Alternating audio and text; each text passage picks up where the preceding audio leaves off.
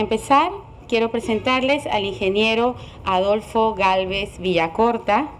Él es egresado de la UNI, cuenta ya con 37 años de experiencia profesional, tiene estudios de maestría en estructuras en la UNI y ha seguido varios cursos de administración y finanzas en ESAN.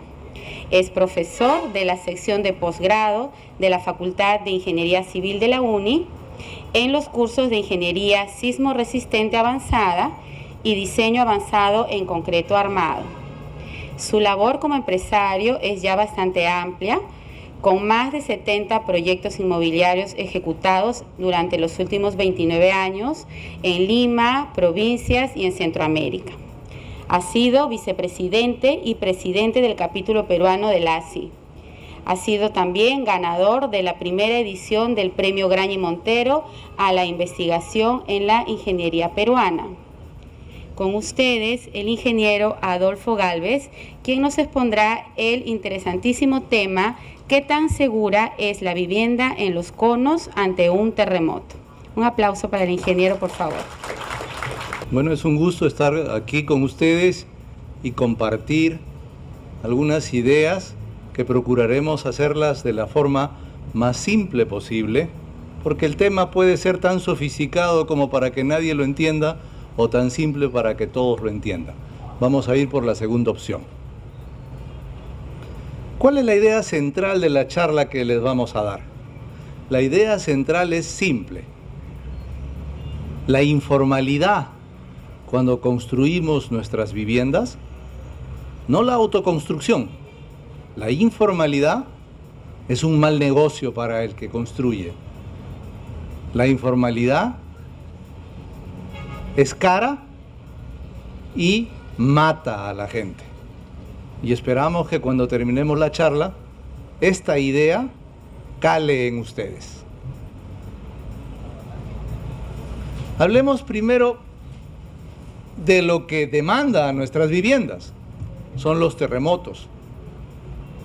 Todos los que estamos en esta sala, con más canas o menos canas, sabemos de qué hablamos. Los terremotos están presentes en nuestro país, especialmente en la costa, y van a estar presentes cuando ninguno de nosotros estemos todavía siquiera pensando en vivir en la superficie de la Tierra. O sea, ¿qué quiero decir con esto? El Perú es un país sísmicamente activo, lo ha sido y lo será. Nos guste o no nos guste, nos asuste o no nos asuste, esa es nuestra realidad. Los sismos han estado ocurriendo antes de que estuviéramos en esta parte de América del Sur y seguramente seguirán ocurriendo cuando ya no estemos en esta parte de América del Sur, porque es la naturaleza del planeta. Miren ustedes, si nosotros graficamos los siglos versus la magnitud de los sismos que ocurren, podemos agrupar a los sismos en tres grandes subconjuntos. Uno es el que llamamos los sismos ocasionales, que están entre 6 y 7,5 de magnitud Richter. Y no hablo de los que son menores de 6 porque esos pasan todos los días. Así que cuando vean en los periódicos que les dicen ha habido un sismo de magnitud 3,5, un sismo de magnitud 4, sonríanse. Eso ocurre en cada 3 días, cada 4 días. A veces ni los percibimos. Ya pasando los 5, magnitud 6, 7,5, es un sismo ocasional, es algo interesante.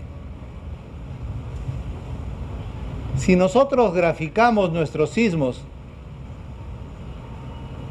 parecería de que han empezado a ocurrir en el siglo XX. No, han ocurrido todo el tiempo. Lo que pasa es que no tenemos registros de esto. Pero en el siglo XX ya empezamos a prestarles atención. Estos sismos son no muy agresivos, no dañan mucho, matan casi nada.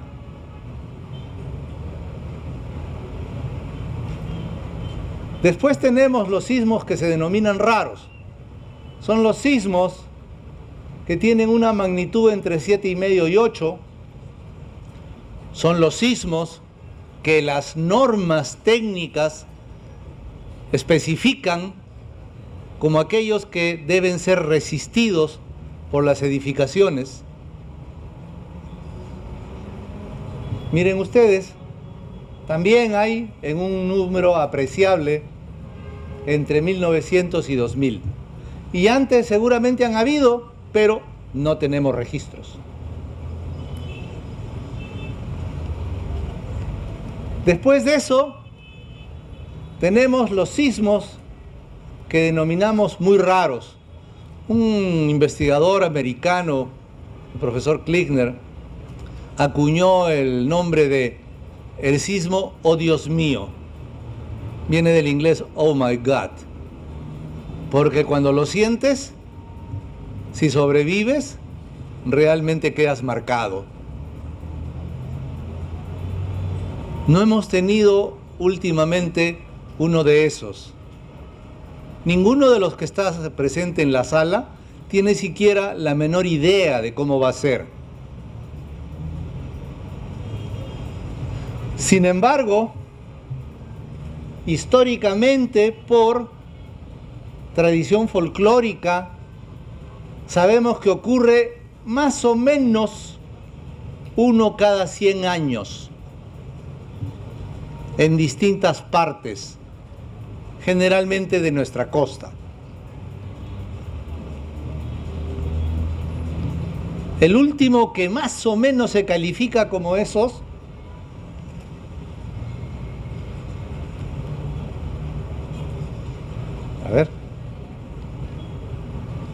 no quiero, ahí está, hay que tratarlo con cariño. Tenemos el de 1970 que mató 70.000 personas en la zona de Huaraz, es este. El de Pisco que mató 600 personas es este. El de 1940 es este, más o menos grande. Y de ahí hay lo que se denomina un silencio. Ese silencio sísmico, hay una serie de investigadores muy reputados, tanto peruanos como extranjeros, que nos dicen que va a ocurrir y que va a ocurrir frente a las costas de Lima, entendiendo que podría estar entre Cerro Azul y Paramonga, por ahí, y va a ser de magnitud 9 o más, comparable con el de Japón de hace un par de años. No los vamos a aburrir diciéndole cómo es que ellos llegan a esa conclusión, pero ahora es muy práctico. Los satélites miden cómo se desplazan los continentes, y cuando los continentes se desplazan, uno, en el caso peruano, uno se mete debajo de otro, en la placa de Nazca y la placa americana, y cuando se mete una placa debajo de la otra, como son cosas ásperas, la energía se va acumulando, y esa energía se libera cada 100 años, y cuando se libera esa energía, si ocurre en una longitud muy grande, 300 kilómetros, 400 kilómetros, se producen estos eventos que son catastróficos. Puede ser que los investigadores acierten en si es a 30 años o a 20 años o a 50 años. No lo sabemos. Podría ser ahora en la noche, como podría ser el 2060. Tampoco lo sabemos. Pero lo que sí sabemos es que va a ocurrir. Y es nuestra responsabilidad trasladarle al público esa realidad.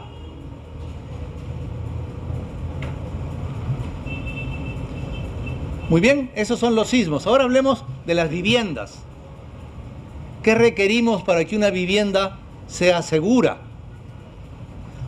Son 3 los pilares fundamentales de una vivienda segura.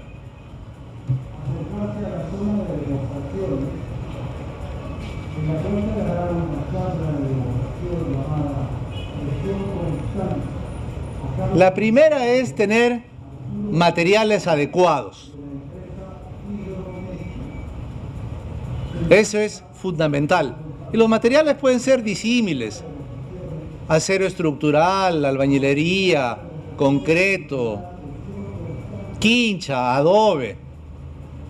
Cada uno de ellos tiene una forma de ser diseñado y si se cumple con eso, vamos bien. Lo siguiente es cumplir las normas. Y en eso cojeamos, pues nosotros los peruanos somos informales. Le sacamos la vuelta a las cosas, nos colamos en las colas, pasamos las luces rojas. Y como no nos pasa gran cosa, lo seguimos haciendo. En el caso de la vivienda, no hacemos caso al Reglamento Nacional de Edificaciones, que es un librito que está en la página web, ya sea del Censico o del Ministerio de Vivienda, y que todos aquellos que quieren aprender a construir, o que construyen para terceros o para sí mismos, deberían leer. Y el tercer pilar es, teniendo buenos materiales y sabiendo cómo deben ser usados, necesitamos profesionales que hagan el diseño, profesionales que construyan adecuadamente lo que se ha diseñado y profesionales que supervisen la calidad de la construcción, porque de repente me ahorro un poquito en el cemento, de repente le pongo más agüita a la mezcla para que sea más fácil latearla en la columna. O de repente, pues, ¿para qué le voy a poner una varilla de medias y con una de 8 milímetros es suficiente? Y me engaño. Y le engaño a mi cliente. Y gano más plata, por supuesto, porque el cliente no sabe. Entonces, eso es parte de la informalidad que nos aqueja. ¿Y por qué la informalidad nos aqueja y la gente la sigue aceptando? Porque piensa que es, entre comillas, más barata. Y ahora vamos a demostrar que no lo es. Una cosa cuesta varios conceptos. Tienes el costo inicial, que es lo que tú egresas el día que lo haces. En el caso de la vivienda, material más mano de obra. Dejemos de lado el suelo. Después tienes el costo del mantenimiento durante todos los años que la usas. Tienes el costo de las reparaciones por las demandas, generalmente en nuestro país, de tipo sísmico, que la van a solicitar y que tú vas a tener que resanarlas. Y al final tienes el costo de recuperación o lo que tú recoges de tu vivienda cuando la demueles. La vivienda te cuesta la suma de esos conceptos. No es solamente el costo inicial. En nuestro país, después de 50 años de crisis, arriba, abajo, devaluaciones, inflaciones, etcétera, etcétera, etcétera, nos habíamos olvidado de esto y solamente vivíamos pensando en el costo inicial, en el costo del día. Las cosas están cambiando en el país para bien. Entonces ahora tenemos que entender que lo que las cosas cuestan no es solamente el egreso inicial. Uno debe tomar en cuenta todo, un futuro. El futuro de mis hijos, el futuro de mis nietos está en esa vivienda. Y por lo tanto, para decidir cuánto cuesta, tengo que decidir cuántos años la voy a tener, qué ampliaciones le voy a hacer. Entonces, una vivienda es segura si cumple con esos 3 requisitos: buenos materiales, cumplir con las normas y profesionales que garanticen el buen uso de los materiales y la buena aplicación de las normas.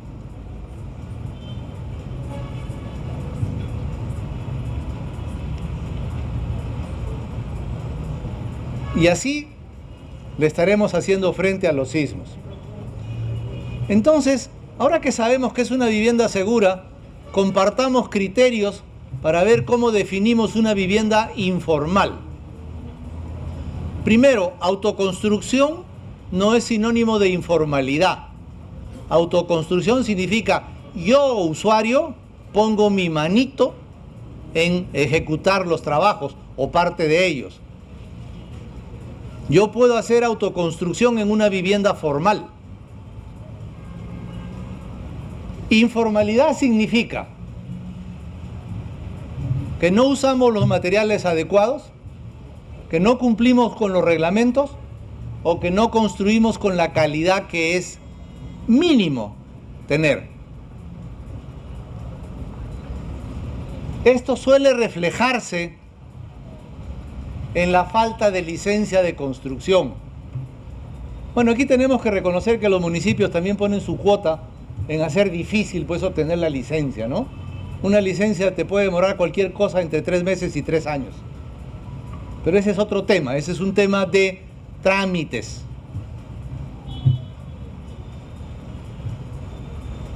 Pero los planos deben ser hechos por profesionales y no tiene que ser caro. La construcción debe ser hecha con mano de obra calificada.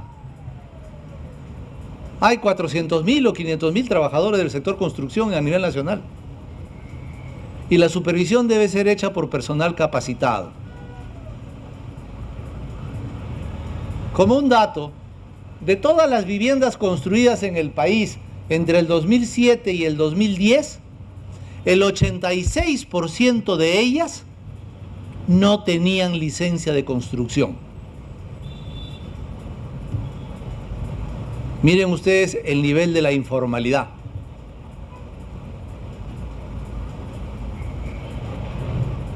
Yo sé que alguien estará pensando, pero no ha pasado nada. Hace 40 años que no pasa nada, hace 50 años que no pasa nada. ¿Cierto? Pero ahora vamos a ver un poquito más adelante cómo eso puede cambiar. Y si cambia, ¿cuánto cuesta?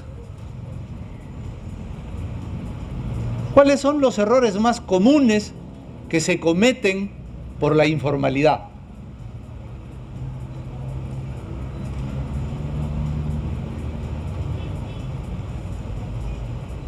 El primero, hacemos la casa en el sitio que no debemos hacerlo. Generalmente en torrenteras secas, en laderas empinadas inestables, en cauces secos de cursos de agua. ¿Por qué? Si está seco. Ahí nos olvidamos que el niño viene cada 15 años y después estamos viendo cómo en Chosica se llevan las viviendas que están puestas en los cauces de las torrenteras.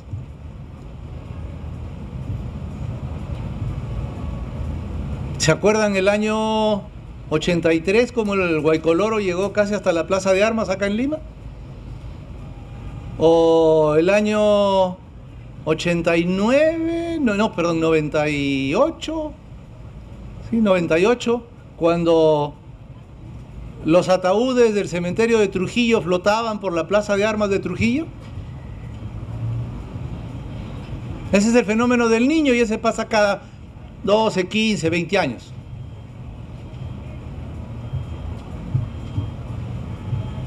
La memoria de la sociedad es de 7 años. No importa el tipo de desgracia que suframos, a los 7, 8 años la gente se olvidó.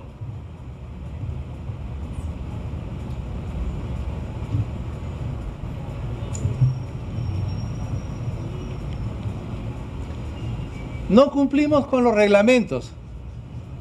Ahí veo a mi gran amigo, el ingeniero Pasquel, que les va a hablar del concreto y los mitos y realidades del concreto que se hace en los conos.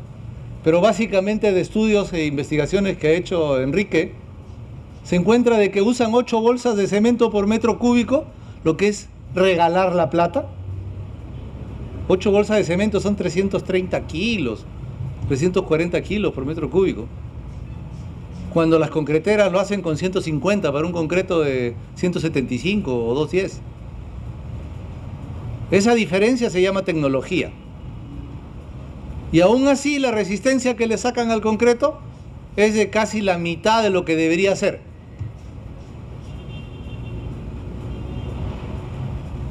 Ese es el costo de la informalidad. Gasta más y recibe menos. Como no conocen de normas, le ponen pocos muros en la dirección más débil de la edificación, en el primer piso. Y encima, como el millar de ladrillo pandereta es más barato que el millar de ladrillo King Kong, lo hacen con pandereta. Eso se llama que llueve sobre mojado. Pero no pasa nada, ahí están las casas con pandereta que no se han caído. Falta una palabra, todavía. Cuando venga ese sismo del que hemos hablado, doble contra sencillo. La gente que está dentro de esas casas se va a morir. Los primeros pisos van a explotar, porque el ladrillo pandereta es más frágil que el otro ladrillo. Y a una cierta deformación del entrepiso, sencillamente en un momento dado se desintegra. Y la gente no va a tener tiempo de salir. El segundo piso se va a caer sobre ellos. Eso es lo que va a pasar. Pero lo hicieron más barato al comienzo.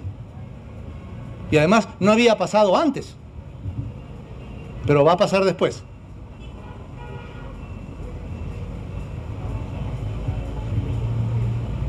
Y usamos peones en vez de operarios.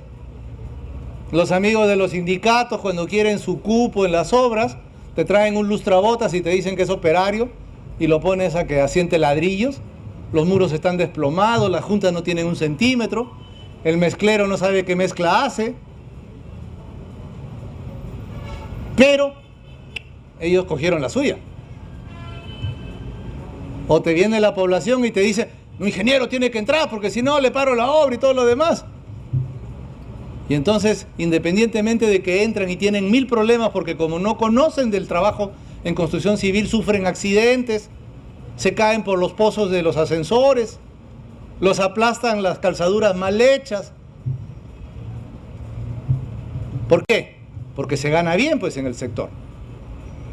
Y eso lleva a que tengamos interés en meter gente. Pero la informalidad significa todo eso.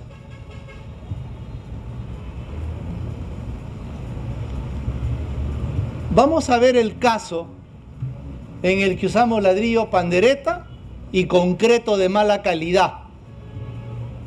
No porque hayamos usado pocas bolsas de cemento en la mezcla, sino porque la relación agua-cemento, y yo no quiero entrar en temas técnicos que seguramente Enrique más tarde lo va a hacer mucho más claro, es inadecuada.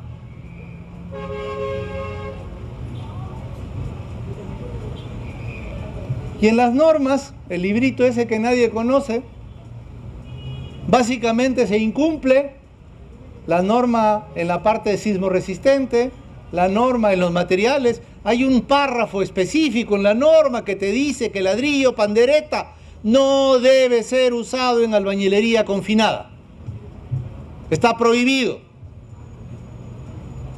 Cuando ustedes asienten su murito de albañilería confinada con ladrillo pandereta y usen ese muro como muro portante, es como si le pusieran una pistola en la cabeza al dueño y empezaran a disparar. En una de esas, ¡po! Así que la próxima vez que hagan eso, no lo vayan a visitar, porque de repente cuando están ustedes visitándolo, viene el terremoto. Y entonces ustedes pagan por lo que hicieron.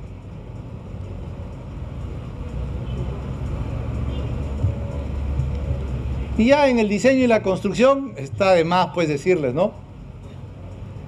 Ahora todos son maestros constructores. Hay señores maestros constructores a los que uno se saca el sombrero. Yo, con las canas que tengo, todavía visito al primer maestro constructor que tuve. Gente de primera, una experiencia increíble. Pero con el devenir de los años, mientras más fuerte es el negocio, menos exigentes somos. ¿Por qué? Porque nos gana la presión. Y ahora todo operario ya se siente maestro constructor. Y no es así, pues.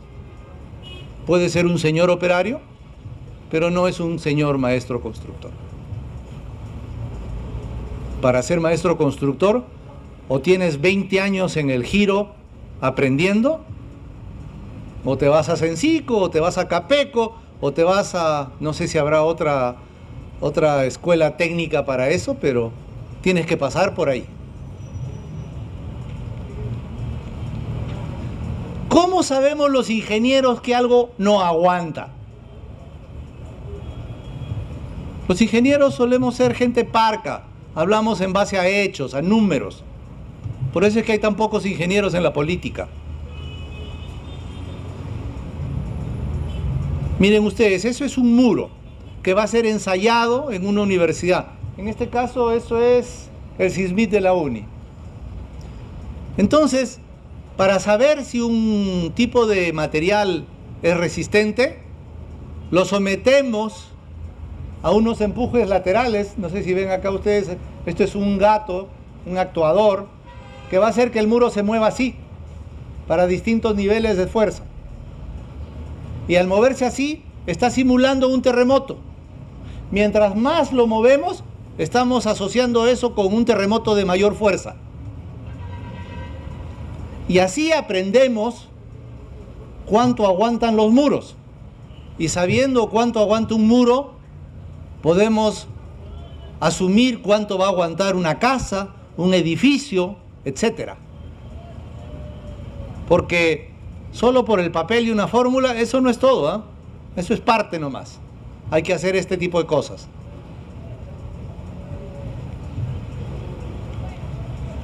Si nosotros graficamos la fuerza y la deformación, nos sale una figurita así. Acuérdense cómo es esta figurita. No vamos a entrar en temas técnicos de ductilidad, plateas, lazos histeréticos. No es el auditorio. Pero todos los materiales tienen comportamientos que pueden graficarse en forma similar. A ver. Aquí medimos cuánto aguanta, cuánto resiste.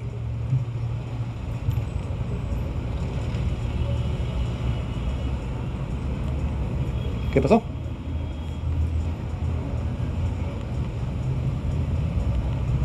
A ver, ahí está.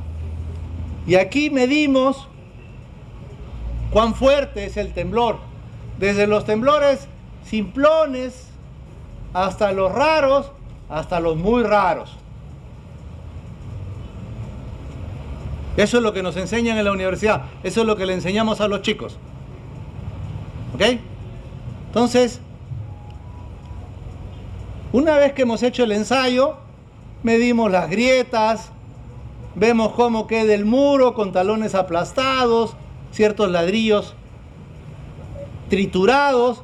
Este muro todavía podría, quién sabe, recuperarse, pero quién sabe, recuperarlo sea tan caro que mejor es botarlo y volverlo a hacer. Pero eso es lo que hacemos. Acuérdense, este es el sismo que esperamos, estos son los sismos de la norma y estos son los sismos que siempre ocurren. Aquí tenemos en negro la radiografía de la albañilería confinada con un ladrillo de acuerdo a la norma, quincón de 18 huecos, industrial, tipo 4. Y en rojo, un muro igualito, pero hecho con ladrillo pandereta. Comparemos el pandereta con el otro. ¿Qué es lo que podemos ver?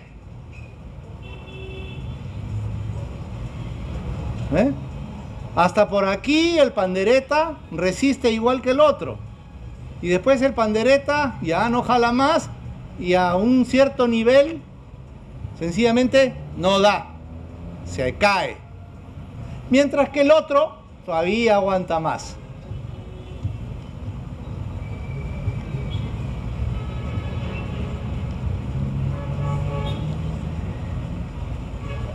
Este rango representa los sismos ocasionales, lo que yo llamo dioses peruano. Y eso es lo que está engañando a la gente. En este rango, el pandereta y el ladrillo King Kong se comportan en forma muy similar. Por eso es que la percepción de la gente es que no hay diferencia entre uno y otro. Salvo que se hayan ido a Pisco a mirar después del 2007. ¿Ok? No hay mayor diferencia, miren ustedes. Los lazos son similares, la resistencia es similar, perfecto.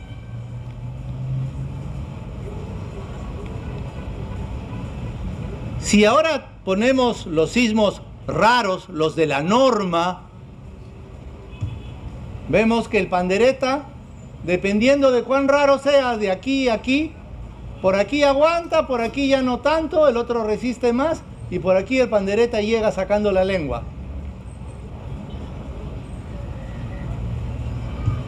Esto significa que aquí se ha dañado mucho más, porque resiste menos. Pero, ¿y si ponemos el otro sismo?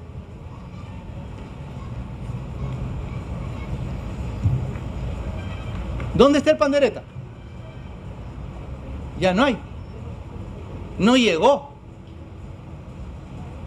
Ese es el escenario que les describí hace un rato. El primer piso colapsó, el segundo piso, que trabaja menos, se cayó sobre el primero y ahí quedó la gente. Como vamos a ver. Moraleja. El pandereta funciona en la medida en la que Dios sea peruano. Pero el día que Dios está ocupado en otra cosa y viene un sismo más fuerte, no funciona.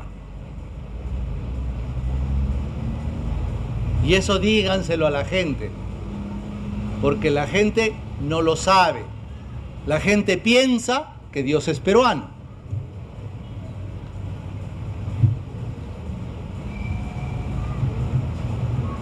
En este caso, ni Dios lo salva. Un ejemplo de números rápido, una casita típica de 2 pisos, que esto lo encuentran en un manual que está en la página web del Censico, que les recomiendo que lo bajen. Es muy ilustrativo de lo que se debe hacer con la albañilería. Y aquí pues de todas maneras como ingeniero tenemos que usar gráficos y echar números complejos. Pero la albañilería formal tiene en promedio una resistencia como esa curva roja y la informal esta de acá. ¿Ven ustedes? Menor, excepto en el inicio. Y eso es lo que nos engaña. Como no hemos pasado por un sismo realmente fuerte, pensamos que funcionan igual. Pero los ingenieros podemos hacer simulaciones, jugar con las computadoras, etc. Entonces aquí tienen la probabilidad de colapso, eso se llama curva de fragilidad. ¿Para qué sirve? No se preocupen.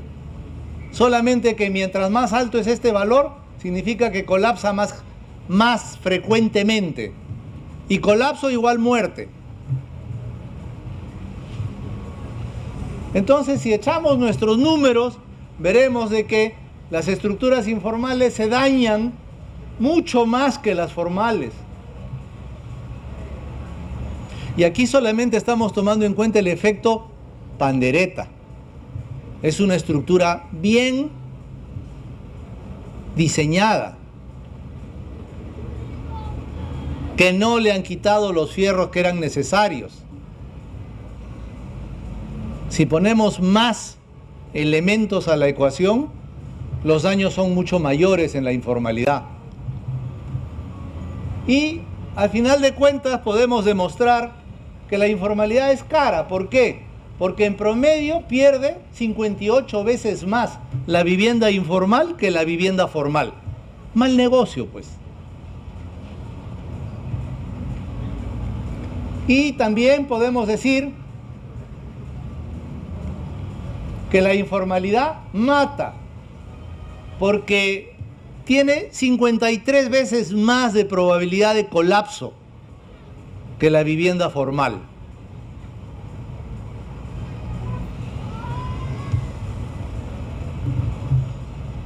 Pisco. Miren ustedes qué interesante. El segundo piso, ahí está, en este lado de la casa. En este lado de la casa, este es el techo del segundo piso y este es el techo del primero. Observen qué pasó. En este caso, el segundo piso desapareció. Y aquí el primer piso desapareció, el segundo piso se cae y se apoya en la vivienda vecina. Pero si miramos con un poquito más de atención,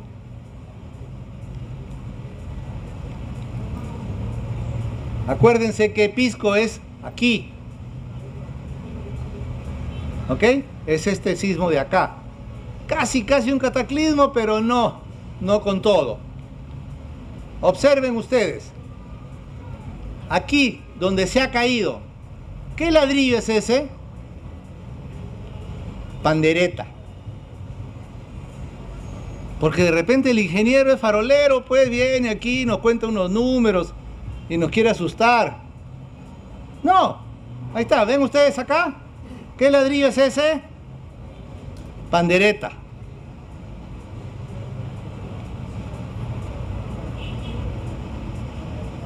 En el mismo sitio, una casa con pandereta, ese es su primer piso. Eso es lo que va a pasar.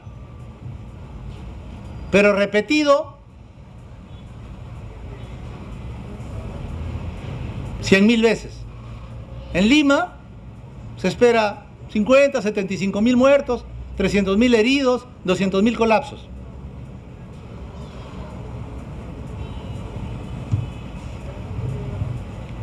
Y aquí, ¿qué ladrillo es este?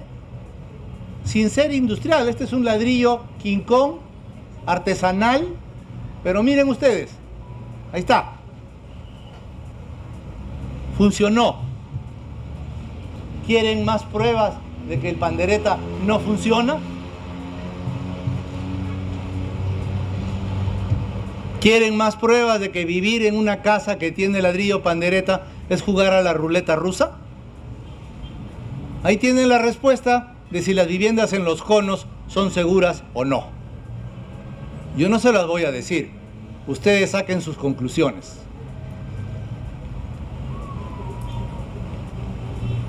Más pandereta. Bien construidito, bien asentado, con sus columnas, sus vigas. Miren ustedes el primer piso. Aquí aguantó un poco más. Más pandereta. El segundo piso se fue sobre el primero. ¿Ven? Pandereta. Ahí está. Si después de esto siguen insistiendo en construir con pandereta, problema de ustedes. Pero cuando se vayan a dormir, duerman cerca de la puerta.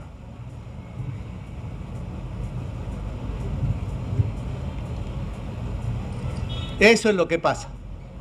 Compatriotas nuestros que pierden su vida innecesariamente. Eso es Pisco. Espero que lo que hemos compartido demuestre que la informalidad es un pésimo negocio. No hay negocio en usar pandereta. No hay negocio en batir mi mezcla. No hay negocio. Me engaño. Cuando soy informal ante sismos ocasionales, no noto la diferencia. Ante sismos raros, pierdo plata. Pero ante sismos muy raros, me muero. Y conmigo se muere mi esposa, mis hijos, mis nietos, hasta el gato.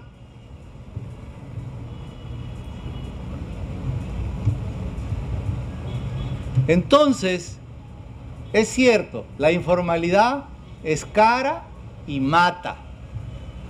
No seamos informales, no sigamos haciendo eso. No nos engañemos.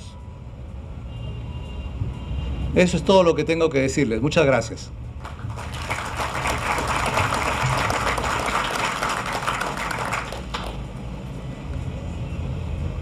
¿Estamos en el tiempo? ¿De repente alguien quiere hacer una pregunta? De repente, ¿alguno de ustedes tiene alguna consulta, alguna duda, preguntas? Los invitamos a formularla en este momento al ingeniero. Podemos pasarles un micrófono. ¿Tenemos un inalámbrico? ¿Sí? ¿Quién tiene alguna consulta para el ingeniero, por favor?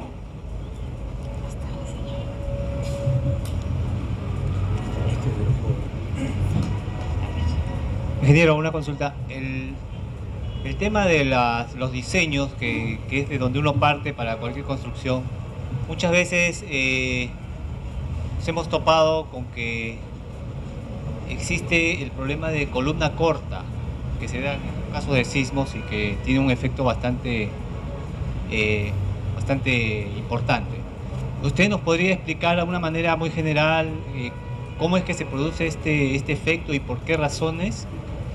Para saber inicialmente de una manera muy general y tener en cuenta este error que se comete frecuentemente. Sí, por supuesto.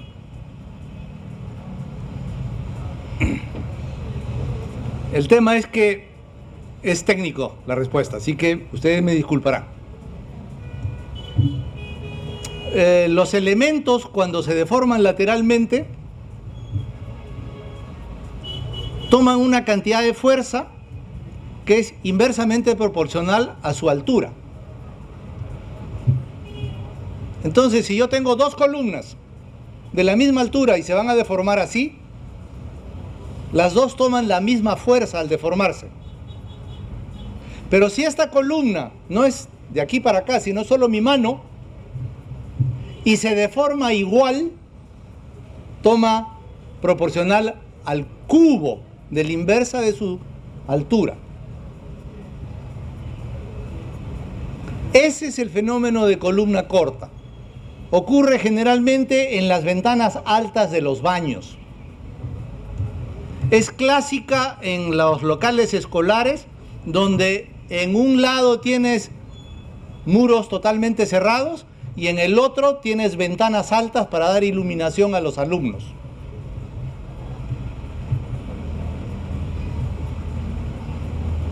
En las normas, el fenómeno de columna corta se resuelve aislando los muros que llegan a la columna con Tecnopor, una junta, Chema Junta, en fin, cualquier producto que tengan ustedes, ¿no? Y con eso se resuelve. No debería ser un fenómeno que se presente ya. Es conocido, estudiado, hay 1000 ejemplos, pero como dice el caballero, siempre se presenta. ¿Por qué? Porque no aprendemos, pues. Y quiero aprovechar para decirles una cosa que les va a interesar. De esas dos viviendas que hemos usado como ejemplo, la formal y la informal, son viviendas de 80 metros cuadrados. La formal tiene un casco que vale 70.000 soles sin tarrajear. La informal tiene un casco con ladrillo pandereta que vale 55.000 soles. Pero yo puedo reforzar la vivienda informal con una inversión que no llega a los 4.000 soles. En los primeros pisos, refuerzo 10, 12 metros cuadrados de muros. Y no es un refuerzo complicado, pueden usar mallas y después lo pañetean. Y consiguen que la vivienda informal resista como la formal. Eso es un excelente negocio para la gente que ha tenido la mala suerte de hacer su vivienda en forma informal, disculpen la redundancia. Se puede resolver el problema, no es muy caro. Con 3, 4.000 soles por vivienda salvaríamos miles de vidas. Se va a dañar, sí, pero no se va a caer y no va a matar a la gente. Gracias.